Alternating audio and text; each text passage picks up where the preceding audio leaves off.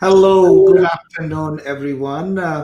Welcome to the chat show where we talk about empathy, employment, and innovation every Wednesday at 2 p.m. Eastern with great leaders and innovators in the area of disability from the staffing industry as well as from the disability community.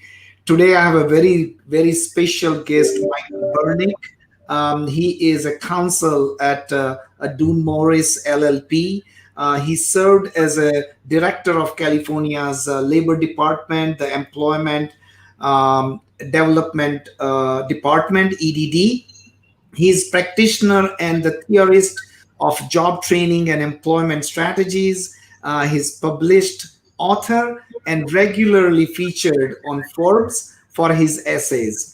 His last book, and this is my most favorite, his last book, The Autism Full Employment Act, the next stage of jobs for adults with autism, ADHD, and other learning and mental health differences is about to go on sale on June 8th. Welcome. Thank you, Michael, for joining us today. Thank you for having me. So, Michael, as a legal expert working on policies and regulations surrounding employment for people with autism, your career is truly amazing and really admirable. I really admire all your work. Tell us something about your journey. Well, Nish, I actually started in the employment field back in 1979. So I've been in this for some time. I graduated from law school, and it seemed to me the key issue then in 1979, is probably still today, was and is employment. So I started very locally on a job training group here in San Francisco, the San Francisco Renaissance Center. I did it full time for 7 years and have continued in a variety of other positions since.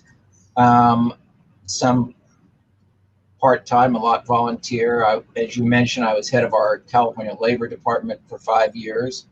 But most of what I've done for the past 40 years is focused on the local level, building programs and documenting them and trying to write about them.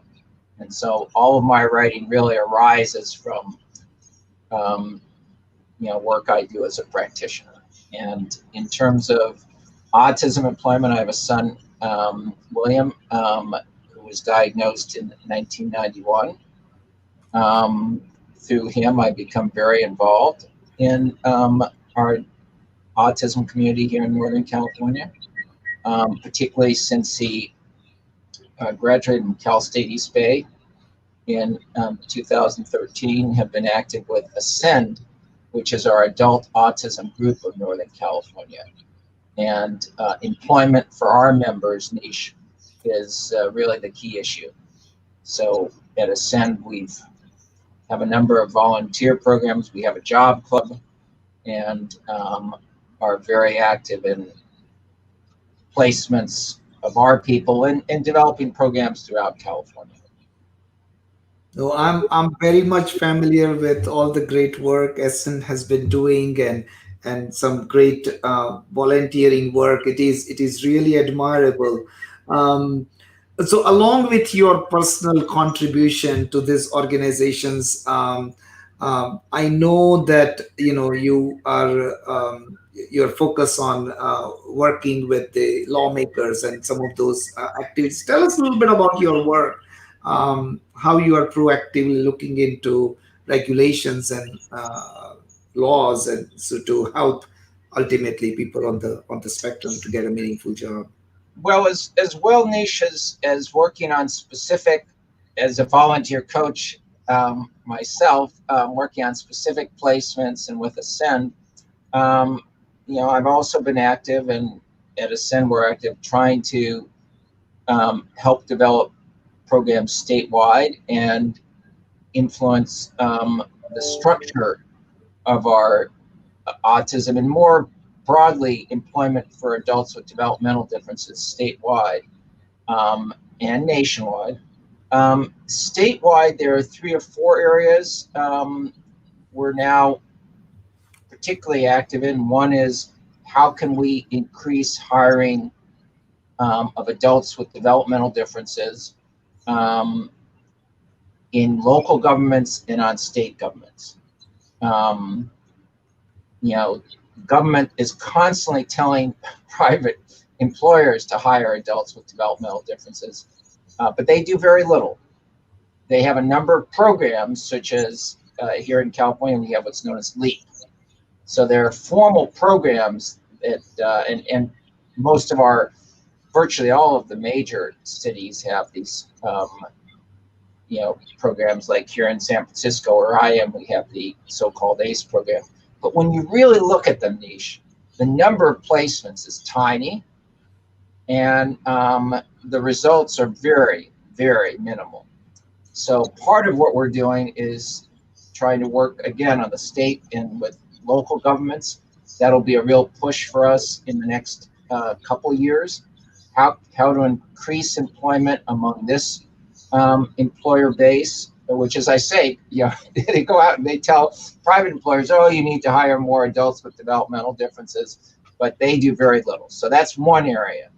We're also see as promising and are working with increasing the hiring at universities and nonprofits. Now, those niches should be settings that have greater flexibility and certainly more a certain consistency with their mission in terms of hiring more people from our community of adults with developmental differences.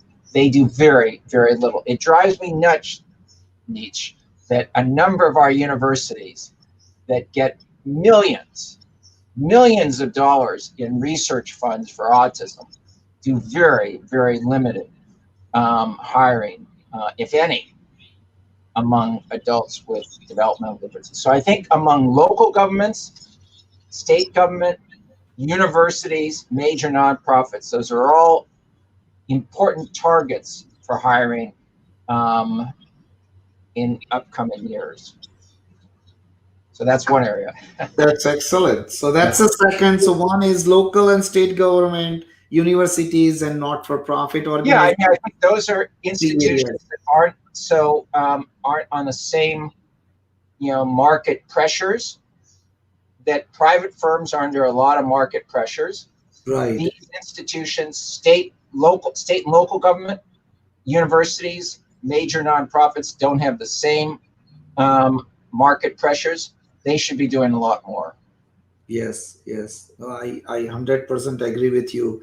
Also, Michael, we've been talking about this for in last couple of conversations. Lack of public funding remains a challenge in the autism employments, especially in the contingent space, and that's something you have started, or direct hire, how these large or small companies can utilize. So how do you think businesses can overcome this challenge? Well, it's interesting, Nish, in the last decade plus that I've been involved also in autism employment, there has been, it's slow, but greater and greater interest among private sector companies, major companies. A lot of this is driven by family members who are in these companies. So if you look at a number of the major autism at work programs at Microsoft, SAP, JP Morgan Chase, EY, nearly all of them are started through the initiative of family members. Yes. So, that is expanding. It's been, as I say, though, on the other hand, a very slow process. Yeah. So I think what we've developed, come to see or come to build up over the past decade is a good model of both placement and even more so retention. Yeah. But we've got to build on that. No. And I 100% agree with you, Michael. We have seen, as you know, we at Random, we have a solution sourceable. We have consistently seen that trend, that personal connection is always a driver, man. And when it comes from the leaders, it's even, Yeah. works faster, because this is what I always share, that every one of us is connected to someone on the spectrum, or some other visible or invisible um, uh, differences. But so we all have good intentions to help, but we don't know how to do it. So when the leader takes the lead, it's happening. And I 100% agree that it is a slow process. And also, you made one very good point, that the impact is small numbers, and sustainability is the key. So how do we scale up these initiatives into more now, as you know, we this public funding I mentioned a little bit about, but I know you are very much into finding those opportunities. So share some of your thoughts and learnings and latest activities, or conversations related to public funding. What is out there, and how do you see your vision? This funding can help companies build and scale up these hiring programs. Well, now is a good time. Now, at least from the public funding element, we have more money, and this is particularly true here in California, where we have a budget surplus, but we have more money going into workforce, including, placements for adults with developmental differences than any ever before. Um, just because of the combination out here of the budget surplus and the fact of the American Rescue Plan, which here in California is at under 26 billion. So we have our adult and community services under our so-called regional center program here has another Mhm. 600 million. And what we're doing out here in California is we have several initiatives. A number of us have put forward to utilize this money, particularly Nish. I see promising in this new group of workforce intermediaries, like Mhm. Source Able, that Mhm. are rising. I Right. see these intermediaries as an important element of what you mentioned of scaling, Yeah. because the intermediaries understand, have built a model of Mhm. recruitment and retention. And as much as we can increase the funding for these intermediaries um, to help, recruit, select, work with retention, and particularly the workplace culture, I see that um, as central to your point about how do we scale. Mhm. Yeah, and I remember you have just written a blog on Forbes on the same topic. God bless America. Tell us a little bit about that. That was very informative for Well, me. that arose, that is, adapted. I have a series in Forbes now I'm running, adapted from my newest book, as you mentioned. It's called The Adult Full Employment Act. It's the second in a trilogy of books that I started in 2012. The first one came out in 2015 called The Autism Job Club. This one's coming out on June 8th, called, though it's available now on Yes. Amazon, available pre-order on Amazon. It's called the Adult Full Employment Act, um, but it tries to set out what are these various strategies that we can try to scale um, in terms of, again, placement with not. We talked briefly about universities and nonprofits and local governments, but it's also heavily on how do we better utilize workforce intermediaries, and it gets to some of these other questions, Nish, that I think are key, having to do with workplace culture. What do Hmm. we really mean about an autism-friendly workplace? Um, it argues that it's far, far more than the physical um, elements in terms of lighting or sound. Those are minor, very, very minor. That there's a different type of cultural shift that's needed. So the book tries to talk about scaling in terms of both, as you say, Nish, the public funding, Yeah. but also what needs to be done on some of these other cultural elements. That's right. That's great. Really looking forward to it. And you mentioned briefly about this government, the government public funding, and I am familiar with some of your projects and ideas on how you are really connecting the community.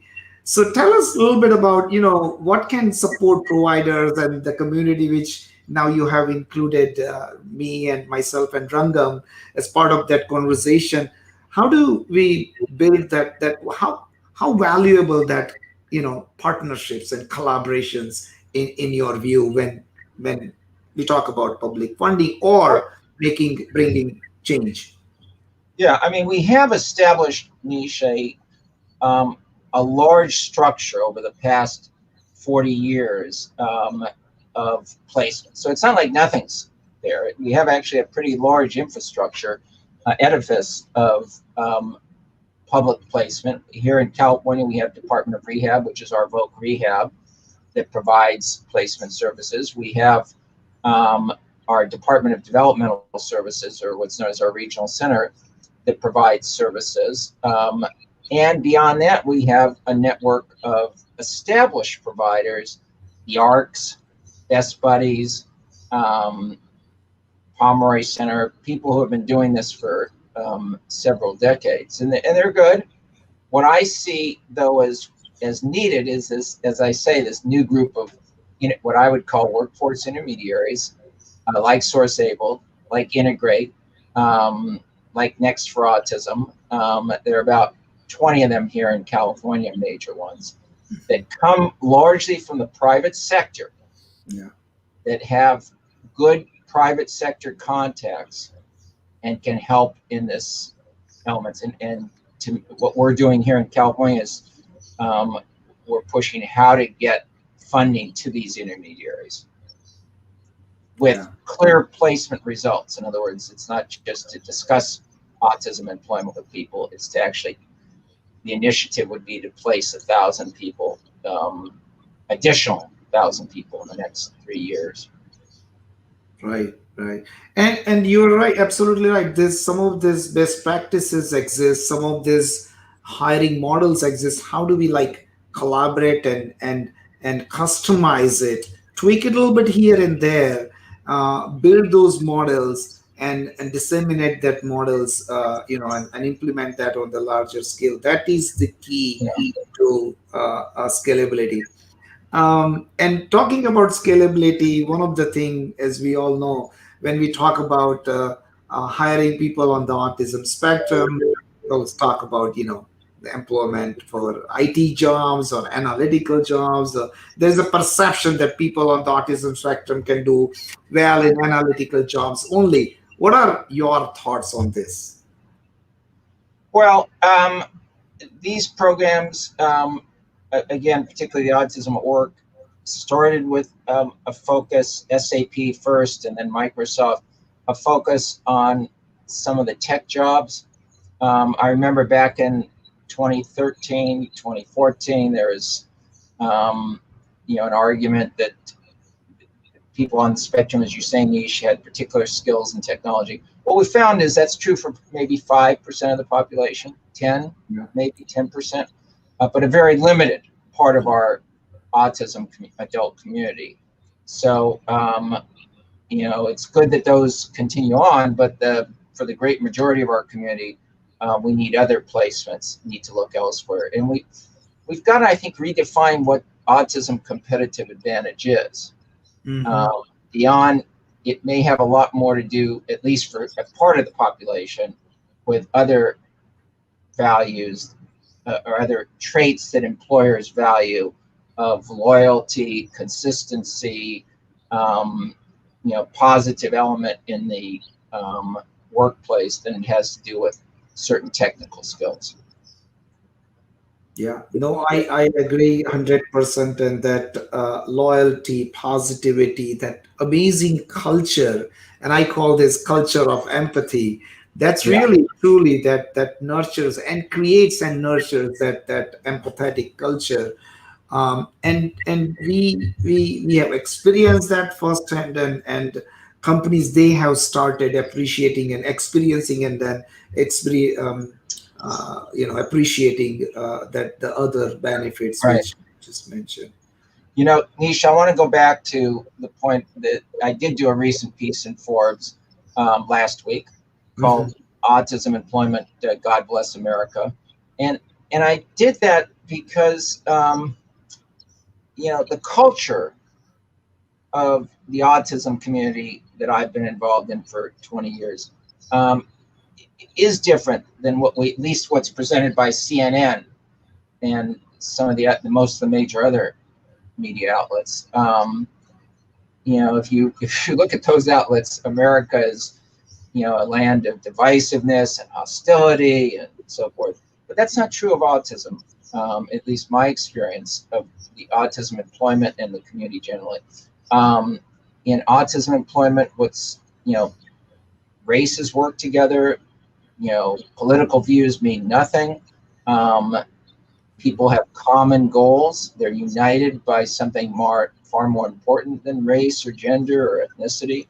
Um, there's you know support throughout. I would say also, Nish, people disagree. There's a lot of disagreement over Yes, 14C, over yes, target workshops, but nobody would think of deplatforming or silencing their opponents. What we know in the autism employment community is that the way we get better programs is through contrarian ideas, through the so-called marketplace of ideas, and I find that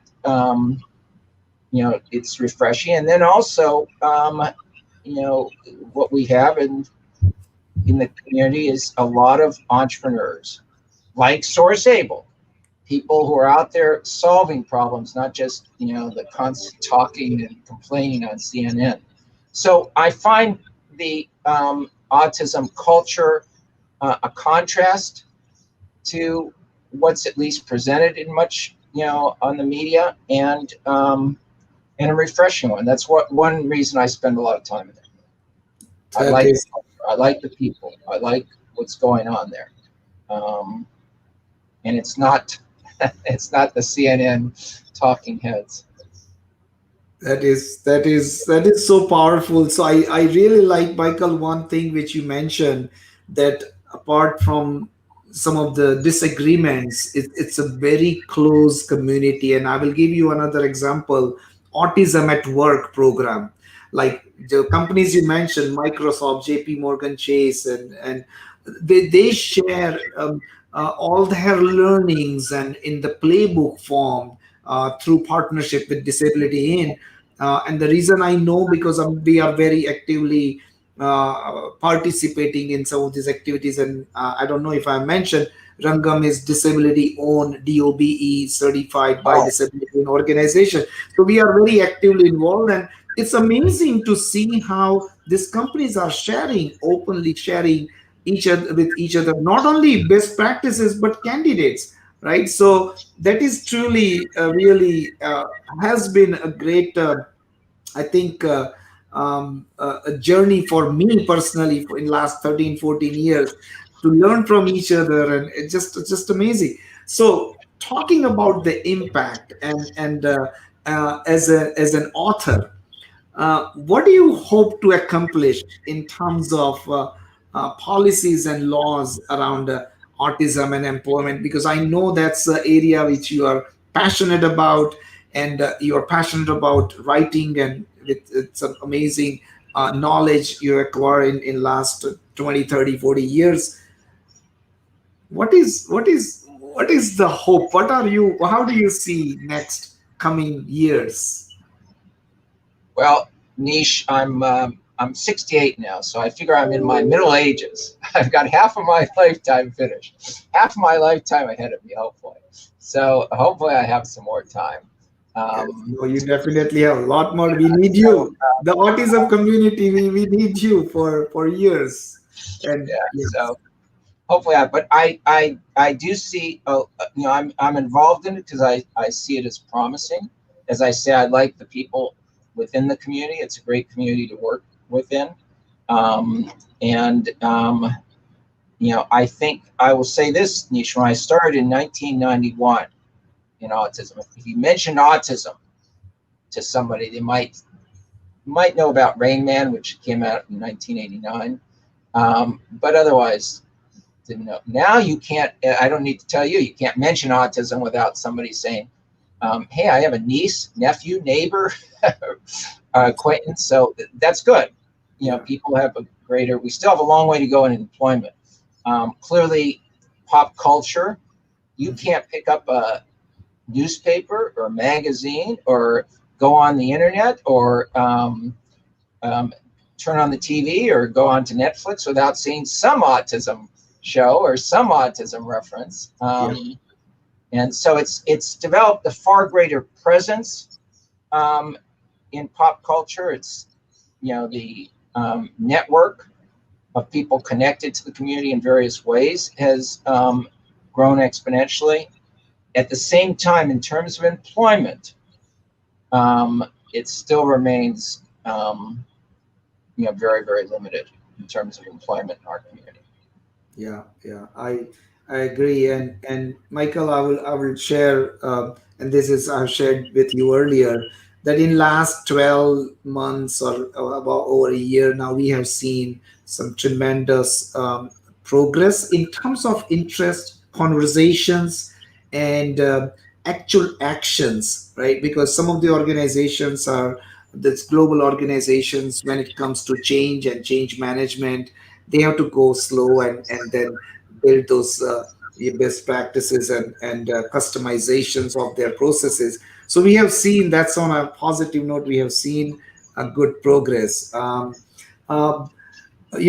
as you know, our this conversation theme is empathy. So before we conclude, any thoughts or any story you can share, or any thoughts on why empathy is important? And you mentioned culture is the key. Your thoughts on that, and how companies can this can help companies not only help with the hiring people with disabilities or autism. Your thoughts on empathy? Well, that is the key element, the workplace culture. What I've learned is that unless you have a culture in the workplace of patience, of flexibility, of giving someone time to learn the skills needed, and a willingness to perhaps put up with some accept some unusual behaviors, it's very hard to make this work. Now, so we need, we want to push to um, this culture of patience and flexibility. Now, you say, Nish, well, but how do you do that? How do you Mhm. change workplace culture? And that is always the challenge, since there's no one workplace culture. There are 2 million workplace cultures, or how many companies there are. So you Mhm. can't just sort of say, well, we want to change the culture. I'm old enough, Nish, to remember The Greening of America, the bestseller by Charlie Reich back in the early 70s, where he talked about consciousness. America was getting into a new consciousness. Of course, it never, the book had some insights, but it never, but there isn't one simple culture or consciousness. In terms of workplace culture, you have to almost go workplace by workplace. And that's what we're doing. Yeah. That's what we're trying to do. That's what you're trying to do. And that's how you build up a workplace culture. It's not legislated. There's nothing government can do to mandate it. Um, but how you try to change cultures, um, really workplace by workplace. That's what I see as the challenge and doable. Doable. Yes. Yes. A challenge and doable. So, Before we conclude, last question, which is my most favorite. Your book, the Autism Full Employment Act. A little bit funny side note. I literally went and Googled, me and my colleague. I said, "Is that a really act? So tell us what do you mean by that, and what do you want the readers to learn from this book?" And but the most important, what is that? How did you come up with that? And share us with your vision from this tagline. Well, starting last June, our Ascend group, um, began thinking of how, with the economy to be rebuilt, how we could develop not only, um, a new program, but a better program of employment for adults with developmental differences. Mhm. So the Autism Full Employment Act is really just a construct. There is no act. We'd like to have a federal act, but we don't really work on the federal level as much. But it's a construct, a way of pulling together. I thought it was a provocative title. To pull, what the book does is pull together 6 or 7 different strategies and say, going forward, these are the strategies based on what we've learned over the past couple decades for expanding, most effectively expanding employment for adults with developmental differences. So yes, there isn't a national act. I don't know that we'll have one, but it doesn't matter. What it is a effort. It sets out certain policies that can be pursued on the state level, local level, outside of government. A lot of it's extra governmental. That's what it really focuses on. I definitely hope that there will be act, and this will, and with your passion and your network, I'm very positive that one day it will be an act which will have this a framework part of the regulations. So thank you so much for all your great contribution and your time today and sharing with us your wisdom, your mission, your vision for employment for people on the spectrum and all other disabilities. So we thank you. Thank Um, you, Nish. and we will continue this conversation offline. I would love to continue and share and learn from you on this topic, because this is something which is really very important for us at Rangam, and would love to continue this. Thank you. I look forward to it. Same here. And thank you everyone for joining today. Sorry I went over by a few minutes. We will continue this conversation next week, same time, same place, on employment, empathy, and innovation. Till then, just stay safe, stay healthy, and Samika, thank you so much for all the great work you did during this session. Thank you, Michael. Take care. Bye bye.